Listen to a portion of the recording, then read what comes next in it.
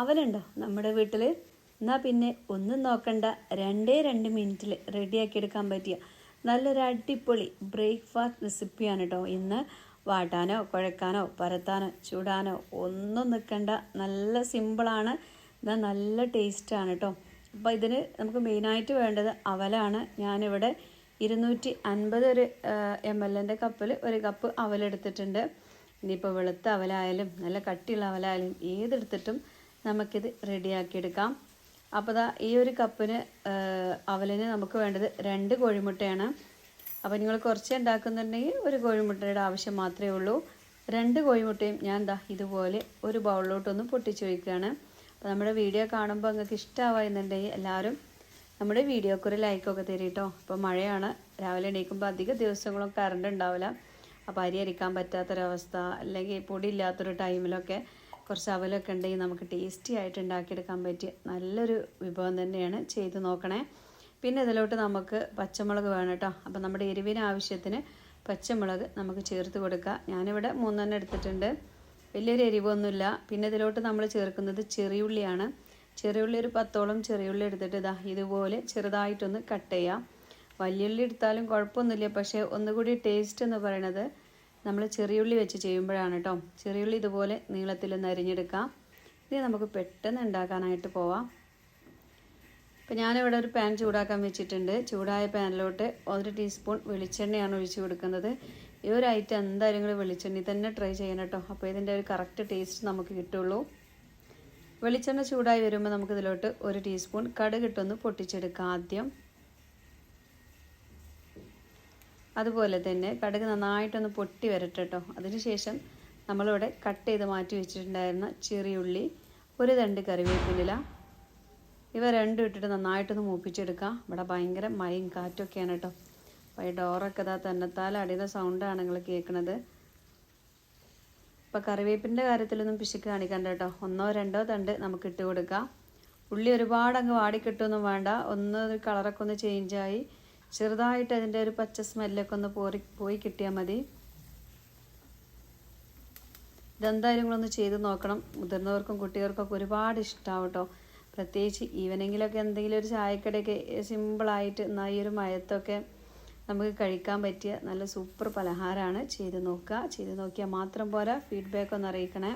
അപ്പോൾ അത് നമ്മളെ ഉള്ളിയൊക്കെ നന്നായിട്ടൊന്ന് ചെറിയ രീതിയിലൊന്ന് കളറൊക്കെ ഒന്ന് ചേഞ്ചായി വന്നിട്ടുണ്ട്. ഈ ഒരു സമയത്ത് ഇതിലോട്ട് നമുക്ക് ആവശ്യത്തിനുള്ള പച്ചമുളക് ഇട്ട് കൊടുക്കാം.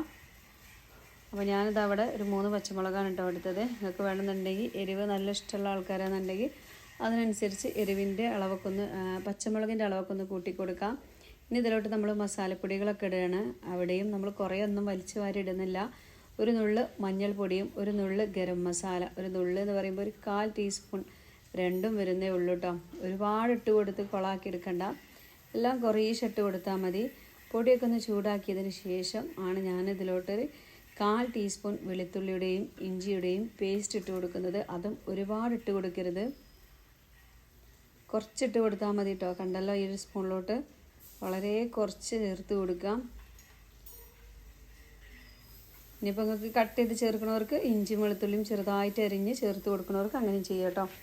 അപ്പോൾ ഞാനിവിടെ പേസ്റ്റ് ആക്കിയിട്ടാണ് ഇട്ട് കൊടുത്തത്. അതിൻ്റെ ആ ഒരു പച്ച സ്മെല്ലും കൂടി മാറുന്ന വരെ ചെറുതായിട്ടൊന്ന് ഇളക്കിയെടുക്കുക. ഒരിക്കലും ഈ ഒരു സമയത്ത് തീ കൂട്ടി വെക്കരുത്.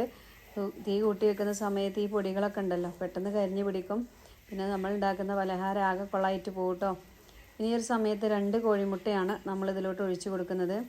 പതുക്കെ ഒന്ന് ഇളക്കി കൊടുത്തതിന് ശേഷം നമ്മൾ എടുത്ത് വെച്ചിട്ടുണ്ടായിരുന്ന അവലെടുത്തിട്ട് ഇപ്പം തന്നെ ഈ ഒരു സമയത്ത് തന്നെ ഇതിലേക്ക് ഇട്ട് കൊടുക്കണം കേട്ടോ. ഒരുപാട് ഡ്രൈ ആയിട്ട് ഇട്ട് കൊടുക്കാൻ നിങ്ങൾ ഒരിക്കലും കരുതരുത്. നമ്മൾ ഈ ഒരു അവലിൽ നല്ല കോട്ടിംഗ് ആയിട്ട് മൊരിഞ്ഞിങ്ങനെ നിൽക്കണം. അപ്പോഴാണിത് കഴിക്കുമ്പോൾ നമുക്ക് ആ ഒരു ടേസ്റ്റ് കിട്ടുള്ളൂ.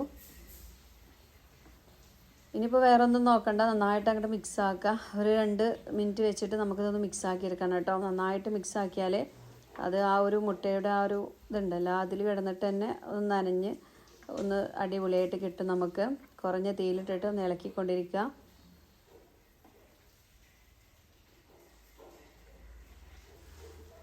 കണ്ടല്ലോ, ഒരുപാട് ഡ്രൈ ആയിട്ടല്ല, മുട്ട നമ്മൾ ഒഴിച്ച് കൊടുത്തതിനൊപ്പം തന്നെ അവലിട്ട് കൊടുക്കാം കേട്ടോ. അങ്ങനെ ആകുമ്പോഴേ ഇതുപോലെ ഒന്ന് നനഞ്ഞ് നല്ലൊരു കോട്ടിങ്ങോട് കൂടിയിട്ട് നമുക്ക് കിട്ടുള്ളൂ. എന്തായാലും ഈ റെസിപ്പി നിങ്ങൾക്ക് ഇഷ്ടമാവും, ചെയ്ത് നോക്കണം കേട്ടോ. നമ്മൾ രാവിലെ ആയാൽ ദോശയായാലും ചപ്പാത്തി ആയാലും ഒക്കെ കുഴച്ച് പരത്തി ഉണ്ടാക്കി വന്നാലും അതിനൊരു കറി വേണമല്ലേ. അപ്പോൾ ഇതാവുമ്പോൾ അങ്ങനെയൊന്നുമില്ല. പെട്ടെന്ന് എവിടേക്കെങ്കിലും പോകാനുള്ള സമയങ്ങളിലോ അതല്ലെങ്കിൽ നമ്മുടെ മക്കൾക്കൊക്കെ സ്കൂൾ തുറന്ന് ഒരു സ്നാക്കായിട്ട് കൊടുത്ത് വിടാം. കുട്ടികളെ സ്കൂളൊക്കെ ഇട്ട് വരുമ്പോൾ ഈവനിങ് സ്നാക്കായിട്ട് കൊടുക്കാം, ഒക്കെ പറ്റും. നല്ല ടേസ്റ്റാണ് കേട്ടോ. നിങ്ങൾ ഈ ഒരു മിക്സ് ആക്കുന്ന രീതി ഒരിക്കലും ഒഴിവാക്കരുത്. മടി കൂടാതെ തന്നെ 2 മിനിറ്റ് സമയമെടുത്തിട്ട് ഇതുപോലെ ഒന്ന് ഇളക്കി കൊടുക്കണം. അപ്പോഴേ നമ്മൾ ആ ഒരു മുട്ടയൊക്കെ അവലിൽ നന്നായിട്ടൊന്ന് കോട്ട് ചെയ്ത് കിട്ടുള്ളൂ. പിന്നെ ആവശ്യത്തിനുള്ള ഉപ്പ് ഈ ഒരു സമയത്ത് ചേർത്ത് കൊടുക്കുക. അതല്ലെങ്കിൽ മുട്ട പൊരിക്കുന്ന സമയത്ത് ചേർത്ത് കൊടുത്താലും മതി.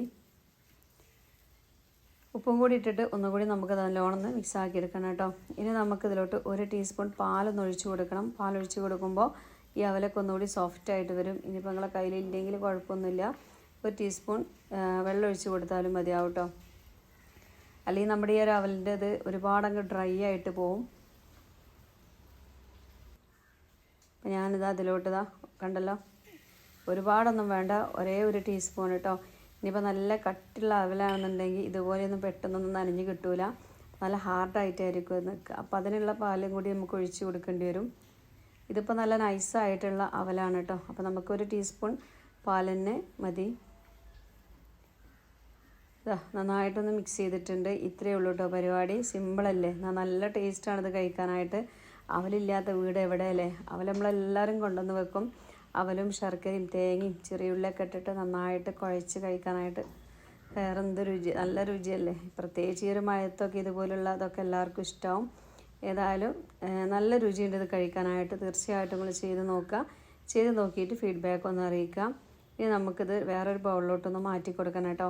ഈ ഒരു ചട്ടിയിൽ തന്നെ നിൽക്കുകയാണെങ്കിൽ ഈ അവലൊക്കെ ഇങ്ങനെ അടിഭാഗമൊക്കെ ഇങ്ങനെ മുരിഞ്ഞ് ഡ്രൈ ആയിട്ട് പോവും. ഈ ഒരു ബൗളിലോട്ടൊന്ന് മാറ്റി കൊടുക്കുകയാണ്. ഇനി നമുക്ക് ആവശ്യാനുസരണം എടുക്കാം. നിങ്ങൾ എന്ത് ചെയ്യണം, നമ്മൾ ചായയൊക്കെ തിളപ്പിച്ച് പൊടിയൊക്കെ ഇട്ട് മധുരമൊക്കെ ഇട്ട് റെഡിയാക്കിയതിന് ശേഷം മാത്രം ഈ ഒരു ചായക്കടി ഉണ്ടാക്കുക. അതല്ല നമ്മൾ ഇത് കഴിഞ്ഞ് ചായ തിളക്കുന്നൊരു സമയം വെയിറ്റ് ചെയ്യുക, അങ്ങനെ ചെയ്യരുത് കേട്ടോ. ഇത് ചൂടോട് കൂടി കഴിക്കുമ്പോഴാണ് ഇതിൻ്റെ ഒരു കറക്റ്റ് ടേസ്റ്റ് നമുക്ക് കിട്ടുക. ചൂട് അത്യാവശ്യം വേണം കേട്ടോ. ചൂടോട് കൂടിയിട്ട് തന്നെ ഇത് കഴിക്കാൻ നോക്കണം. അതല്ലെങ്കിൽ തണുത്ത് കഴിഞ്ഞാൽ അതിൻ്റെ ടേസ്റ്റ് മാറും. അപ്പോൾ എന്ത് ചെയ്യുക, ചായയൊക്കെ റെഡിയാക്കിയിട്ട് ഒരു 2 മിനിറ്റിൻ്റെ ഉള്ളിൽ തന്നെ നമുക്കിത് റെഡിയാക്കി എടുക്കാം. സിമ്പിളല്ലേ, നല്ല ടേസ്റ്റിയാണ്. പ്രത്യേകിച്ച് ഈ ഒരു മഴക്കാലത്തൊക്കെ ഈവനിങ്ങിലായാലും അതുപോലെ തന്നെ വിശക്കുന്ന സമയങ്ങളിലൊക്കെ സിമ്പിളായിട്ട് ഉണ്ടാക്കിയെടുക്കാനും പറ്റും. അപ്പോൾ മുളക് ഞാൻ ഇവിടെ വലിയ എരിവൊന്നുമില്ല, എന്നാൽ അത്യാവശ്യത്തിന് ഒരു 3 മുളകൊക്കെ ചേർത്ത് കൊടുത്തിട്ടുണ്ട്. നല്ല എരിവ് ഇഷ്ടമുള്ള ആൾക്കാരാണെന്നുണ്ടെങ്കിൽ പച്ചമുളക് അതിനനുസരിച്ച് ചേർത്ത് കൊടുക്കാം. വറ്റൽമുളക് ഇടേണ്ട അവർക്ക് വറ്റൽമുളകും ചേർത്ത് കൊടുക്കാം കേട്ടോ. ഞാനിന്നിവിടെ പച്ചമുളക് മാത്രമേ ചേർത്തുള്ളൂ. കുട്ടികൾക്കൊക്കെ കഴിക്കാനുള്ളത് കൊണ്ടാണ് വറ്റൽമുളക് കൂടി ഈ ഒരു സമയത്ത് ചേർക്കാനത്. അപ്പോൾ എന്തായാലും ഇതൊന്ന് ചെയ്ത് നോക്കുക. ചെയ്ത് നോക്കിയാൽ മാത്രം പോരാ, നമ്മുടെ ഈ ഒരു വീഡിയോ ഫാമിലിക്കും ഫ്രണ്ട്സിനും ഒക്കെ ഷെയർ ചെയ്ത് കൊടുക്കണം. നമ്മൾ ഫോണൊക്കെ തുറന്ന് നോക്കുമ്പോൾ നമുക്കൊക്കെ ഒരുപാട് ഫ്രണ്ട്സിൻ്റെ ഗ്രൂപ്പുകളൊക്കെ ഉണ്ടാവില്ലേ, വാട്സപ്പ് ഗ്രൂപ്പുകൾ, അതുപോലെ തന്നെ നമ്മളെ ഫാമിലി ഗ്രൂപ്പുകൾ, എല്ലാവരിലേക്കും ഈ ഒരു വീഡിയോ ഒന്ന് ഷെയർ ചെയ്ത് കൊടുക്കുക കേട്ടോ. നല്ല ടേസ്റ്റ് ഉണ്ട് ഇത് കഴിക്കാനായിട്ട്. ഞാൻ പറഞ്ഞ പോലെ ചൂടോട് കൂടിയിട്ട് തന്നെ കഴിക്കുക. ഒരു കട്ടൻ ചായയും ഇതുപോലെയുള്ള നല്ലൊരു അടിപൊളി വിഭവം കിട്ടിയാൽ ആർക്കേക്കാരും അത് ഇഷ്ടമല്ലാത്ത എല്ലാവരും വയറ് നിറച്ച് കഴിച്ചോളും. പിന്നെ ഇപ്പോൾ വലിയൊരു പണിയൊന്നുമില്ലല്ലോ ഇത് ഉണ്ടാക്കാനായിട്ടല്ലേ. മുട്ട നമ്മുടെ വീട്ടിൽ എപ്പോഴും ഉണ്ടാവും, അവലും ഉണ്ടാവും. എന്നാൽ പിന്നെ ചെയ്ത് നോക്കുക.